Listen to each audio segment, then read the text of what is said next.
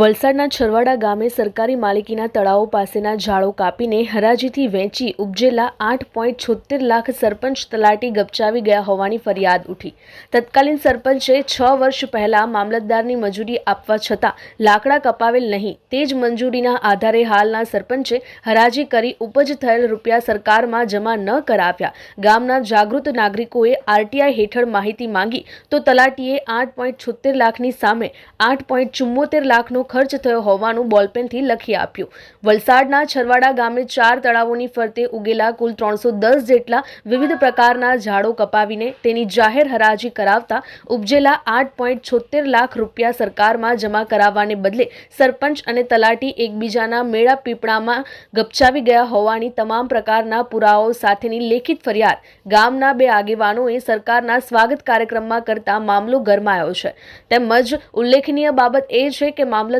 કચેરીએ આ ઝાડો કાપવાની મંજૂરી છેક વર્ષ 2018માં આપી હતી, પરંતુ એ વખતના સરપંચે ઝાડો કપાવેલ નહીં અને હાલના સરપંચે 6 વર્ષ પહેલા મળેલ મંજૂરીના આધારે કોઈ પણ પ્રકારની વહીવટી કાર્યવાહી કર્યા વગર તેમજ નિયમોની એસી તેસી કરી ઝાડો કપાવી નાખતા ભારે વિવાદ સર્જાયો છે। છરવાડા ગામના દંતરાય ફળિયામાં રહેતા કિશન મંગુભાઈ પટેલ અને કકવાડા ફળિયામાં રહેતા દિવ્યેશ મહેશ પટેલ વલસાડ જિલ્લા પંચાયતના સ્વાગત કાર્યક્રમમાં આપેલ લેખિત ફરિયાદમાં જણાવ્યા અનુસાર છરવાડા ગ્રામ પંચાયત વિસ્તારમાં કકવાડા ફળિયા, દંતરાય ફળિયા, દેવચા ભરાડિયા ફળિયા અને ખોખર તળાવ ફળિયામાં આવેલ સરકારી તળાવના હેડવાળી જમીનમાં ફગેલ 304 બાવળના ઝાડ, 2 જંગલી બાવળ, 2 ગુંદી, 1 લીમડો અને 1 બોરડી મળી કુલ 310 જેટલા સરકારી માલિકીના ઝાડો કપાવવા માટેની મંજૂરી માટે વર્ષ 2018માં તત્કાલીન સરપંચ ગીતાબેન જયંતિભાઈ રાઠોડ દ્વારા વલસાડ મામલતદારને કરેલ અરજી સંદર્ભે મામલતદારે તારીખ 7/5/18ના રોજ શરતોને આધીન પરવાનગી આપી હતી,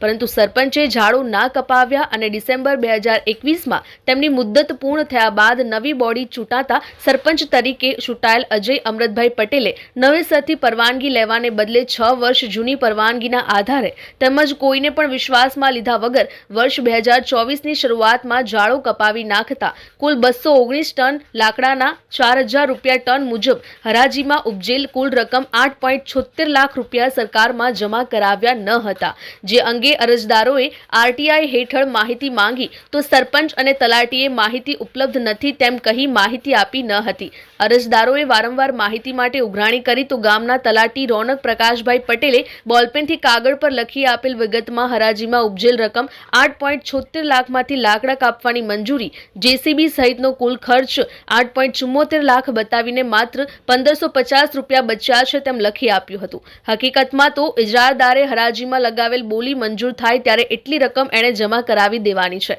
અને પોતાના ખર્ચે લાકડા કાપીને લઈ જવાના હોય છે। આમ સરપંચ અને તલાટીએ એકબીજાના મેળા પીપળામાં ગોબચારી કરી હોવાના આક્ષેપ સાથે નિષ્પક્ષ તપાસ કરાવીને કાયદેસરની કાર્યવાહી કરવાની સાથે સરપંચને હોદ્દા પરથી દૂર કરવામાં આવે તેવી માંગણી અરજદારોએ કરી છે। વધુમાં ઇજાદારે ઝાડો કાપીને તેના ડાળખા અને કાંટિયા વગેરે તળાવોમાં નાખી દઈ તળાવને ગંદા કરી નાખ્યા હોવાની ફરિયાદ પણ અરજદારોએ કરી છે।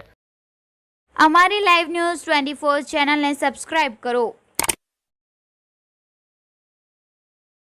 બેલ આઇકોન દબાવો જેથી આવનાર ન્યૂઝ અપડેટ્સની નોટિફિકેશન આપ સુધી સૌથી પહેલા પહોંચે।